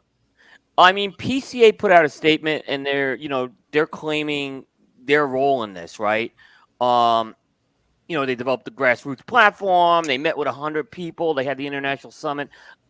I'm not saying they didn't do all that, but I think there were other things at play, I'm sure, in there. And I think ultimately it came down to a political deal that happened that finally. And I heard that there was some people just not happy in Congress with Durbin. This is all coming from Senator Dick Durbin out of Illinois. And I think there's people who just were a little tired of it, is what I heard too. I mean, Glenn and Josh could probably give a little more insight into that. But it's good news. I thought PCA did a good job. They got the information out right away. And I think what they're doing, and this is what I like what they're doing, is they're telling people, hey, we're keeping the alert out there. You got to keep the pressure on there. Keep contacting your local Congress people. They put a link in the communication because this could be back in maybe next year. Maybe there's a chance they put it back in this year. You don't know. But so you don't want to rest on your laurels with this one. But it's good news because this was one of the biggest challenges the industry was facing this year, was this tax hike. So, I mean, I just don't think the Build Back Better Act is going through anyway. I don't go either. I don't think it's going through. Joe Manchin's holding his ground. Thank God, even though we're kind of out of it for the moment. Right. Abe always yells at me because he'll come in at night and I'll be listening to this kind of. He's like, "Why are you listening to this? Don't you just get aggravated?" I do, but I don't think the Build Back Better Act's going anywhere. It's like golf. I don't understand why people playing golf, because half the time all I see them doing is cussing and breaking their clubs in half. It's like, why would you? How is this a pastime? I'm in agreement. I'm in agreement with that.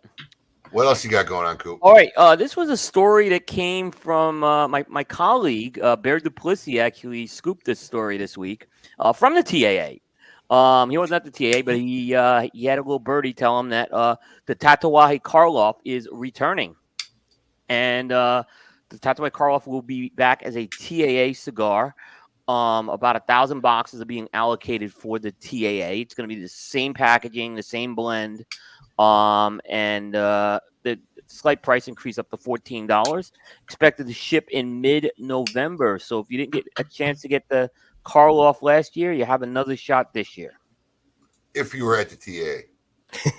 if you were at the TA. So I actually think I like a move like that, like something like that. I think that's a cool thing to do for the TAA. So I like that.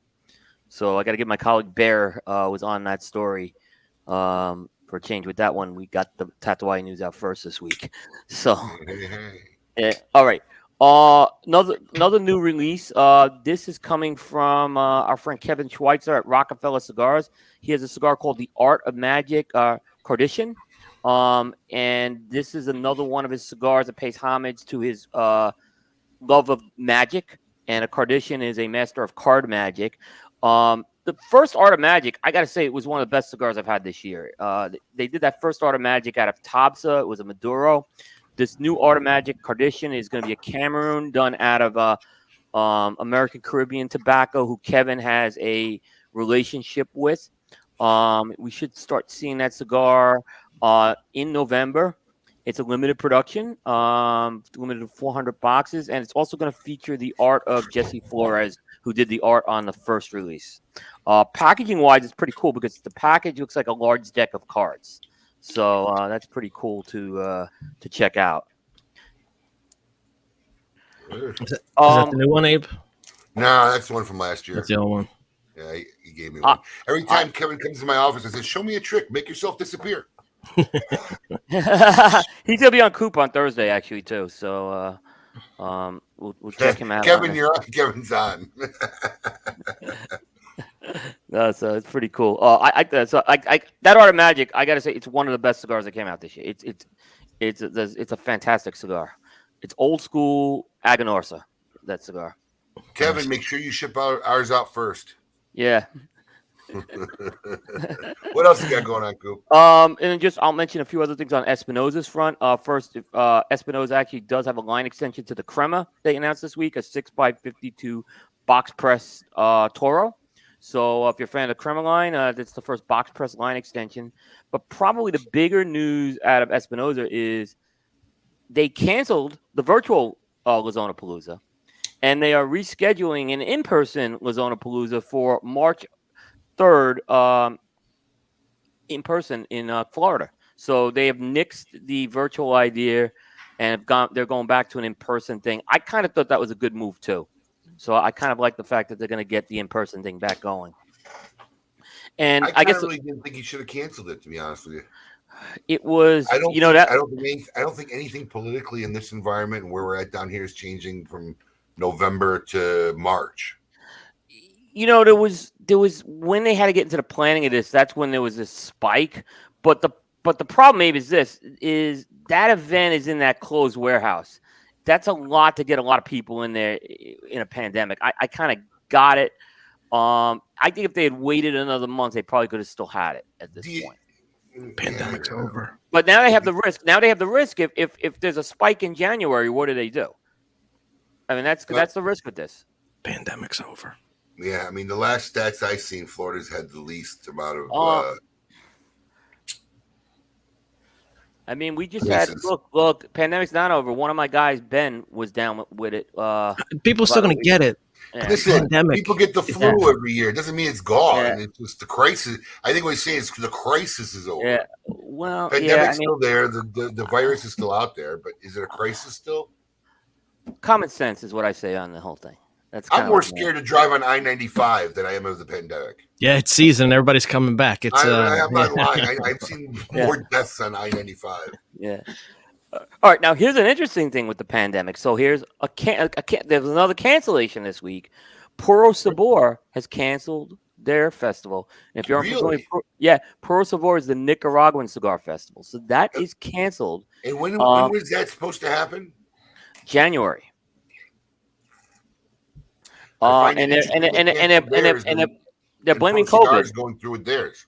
Yeah. Yeah, but I have to say it's the effect of COVID in Nicaragua is way beyond health.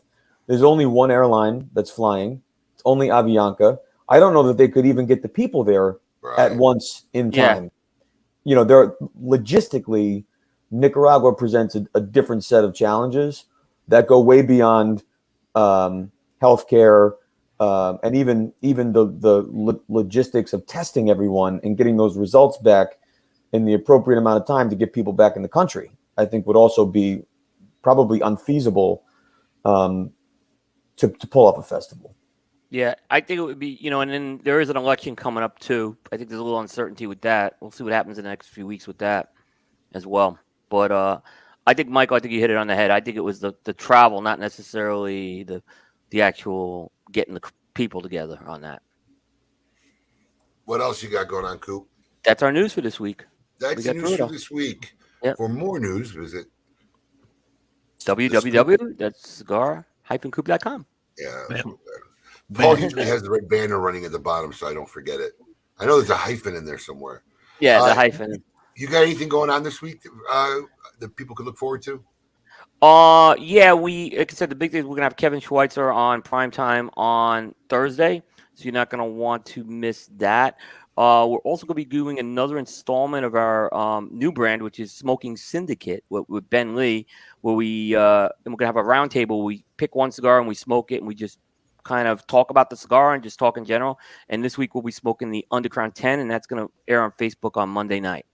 The regular one or the floor edition that hit the shows? The regular one.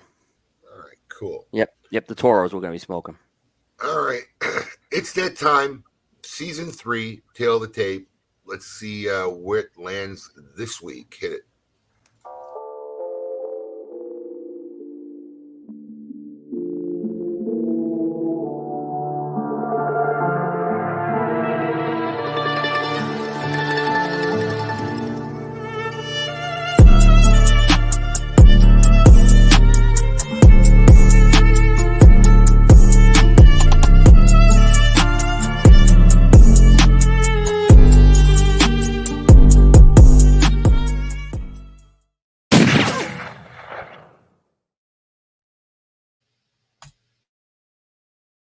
All right, coming in at number 8 for me, Scarface, the 1932 original version, starring Paul Mooney as Tony. The movie loosely tells the story of kind of Al Capone's rise through the Chicago mob. This was an original pre-code. It's again one of the foundations of what gangster movies were. But more importantly, if you're a fan of Scarface, the Al Pacino version, this movie is the original.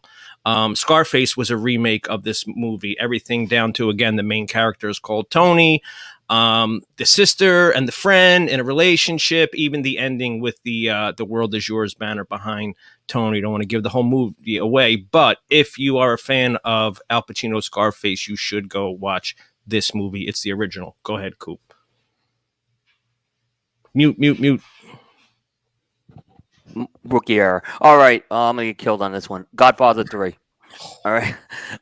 So here's the deal. I understand it's not Godfather 1 and 2, right? But it actually is based on the whole plot is based on one of the most fascinating plots or stories I've followed. And actually, I was in college. I was actually thinking of doing a research project on it, and that was the conspiracy theory around the death of Pope John Paul I. So that kind of just intrigued me. It's the Corleone family. It's really good. Andy Garcia delivers a fantastic performance in this movie as well. And, it got overshadowed because there was a better movie that year that came out, and that was Goodfellas.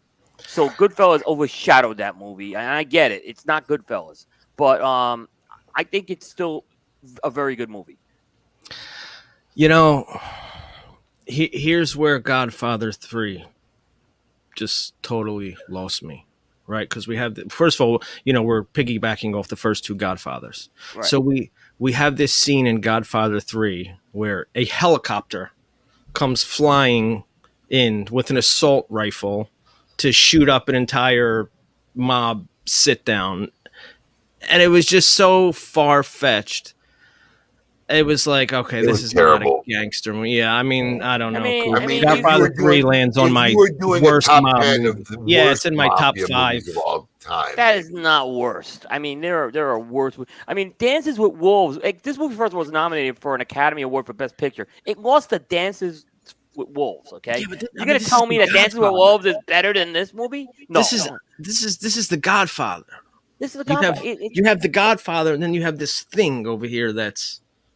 I love the whole angle with Michael Corleone trying to kind of legitimize him stuff and stuff. I thought it was look. It's not Godfather 1 and 2. It's not Goodfellas. Part of me doesn't recognize the Godfather as a trilogy. That's how bad that movie is. It wasn't. Godfather 3 is to Godfather what Many Saints of Newark is to Sopranos. Yeah, yes. I agree. A very good movie. But I will tell you this: Newark, not a bad analogy, but I enjoyed watching The Many Saints of Newark more than I enjoyed watching The Godfather 3. But I think if you the reality is, at the time Godfather 3 came out, probably less people saw 1 and 2 versus Many Saints of Newark and Sopranos, where people watched it for serially for 10 years. You know, you've got this ingrained philosophy and awareness of what Sopranos is, and then you've got Many Saints, which is its own movie, but it's tough to compare. I think the same with Godfather 3. I think it's a very good movie, standalone. But when you put it in the context of the enterprise of Godfather, I mean, helicopters shooting up mob sit downs. I don't know. How bad was Sonny Corleone at the toll booth was a little. Of De Palma's daughter, she was so bad in that movie too. Look, but Sonny Corleone getting shot at the toll booths was a little over the top too. I mean, I don't think that's a bad scene. I think it's a great scene. I mean, it's different than an assault chopper coming in and shooting up a, Wow. So there you have it. Scarface, 1932, and The Godfather. When you originally said Scarface for a second, I was like, "What?" Let me tell you something. Most people have it. Well, Coop, that was Coop's number 8 last week, which drew some controversy. Wait, put it back up. Coop's number 8 was number 9. I'm sorry. Yeah, Coop number 9. That was the 1981 version with Al Pacino. But if you haven't seen the original Scarface, I mean, literally, if you would watch it, and everyone's seen Al Pacino Scarface, the 82 version is literally a remake of this movie. Oh, and I forgot to add one tidbit to Scarface 932. Actually, and Coop just mentioned the name earlier, features in the supporting cast. Actually, Boris Karloff is in that movie of That's right. Hey, good job. Karloff fame. Coop has bad taste in movies, managers, coaches, and sports. Who said that? Was that it's got to be Alan Rubin. Has to be. Please don't send him a coin. Please don't send him a coin. That'll never. He barely gets to exist in our chat rooms, let alone get coins. He's taken over. He's made his own event. He's made his own events and all. Let him live. He's made his own events. He had a tough week sports wise this week. So he did. Yeah. He did, and he's still lamenting about his Yankees getting spanked. So in the playoffs. So Michael, you guys don't. I mean, I'm assuming at this point there's no plans for the old-fashioned traditional store events, doing stuff like that, or is that something you see yourself doing in the upcoming year? Again, we're taking a 2022 and beyond approach. We are totally focused right now on making the best cigars we possibly can, getting them to the best retailers, and hoping that the best consumers would consider purchasing our cigars. That's first. There's only 2 of us. It's myself and Brendan. What we do after that will really depend entirely on what our retail partners need us to do. Yeah. So I can't pretend I know that answer. And I understand that's not helpful to you right now as a retailer. No, we're just curious. That's what retail partnership is all about. We've done it for 20 years. I don't want to create what we need to grow when I don't know where we're going to be 6 months from now to make that exact call. So I certainly see events in the future, but I have to make sure that the events are unique, that it's not just stand in a store for 12 hours and try and pitch product. I don't think that's a very forward thinking approach. But to the extent that it is helpful to a retailer to have me there, I'll be there. I mean, our personal philosophy has shifted. We're steering away from in-store events. We just find it so much more beneficial and fun doing virtual ones, and they've been very successful because our local people can participate in virtual ones. Our fans in California, Texas, New York can do it. So it seems to have worked out better and have a better reach, so that it's not just catering to a handful of fans here locally, but universally. So we're shifting from that mentality just internally. And I think that's great, and you've demonstrated that you're thinking about it, and you're responding to the needs of your customers. And we are going to think about it and respond to the needs of our retailers. That's all we can do. But that is our commitment. We will do what it takes to continue to grow the business. Well, Michael, thank you for joining us this Saturday morning. Give us an update of where you're at, how things are going. We wish you continued success and look forward to many things ahead from Ferio Tego. Yep. Cool. I really appreciate it. Thanks for doing a better job for us this week and filling in for Paul. Appreciate it. No, always. Look, it's always an honor to be on the show here. So thank you for the opportunity as well. Always. And Alex, we're looking forward to Monday. Don't forget, check out smoking.com Monday at noon Eastern Daylight Time. When you tack on the rebates and what our boxes and discounts are normally on the site, it's potentially even over a 48% savings. So we want to test this warehouse and see how things go. So it should be fun. Should be interesting. And you have inventory. So spend $200 on Ferio Tego and on Timeless Prestige and Timeless Sterling and get that gift certificate and buy more Ferio Tego. We have a lot of inventory. Always selling. We have a lot of inventory. All right. Thanks for joining us, everybody, this week. We hope we entertained you, maybe educated a little bit, and had some fun. Until next week, everyone, keep it lit.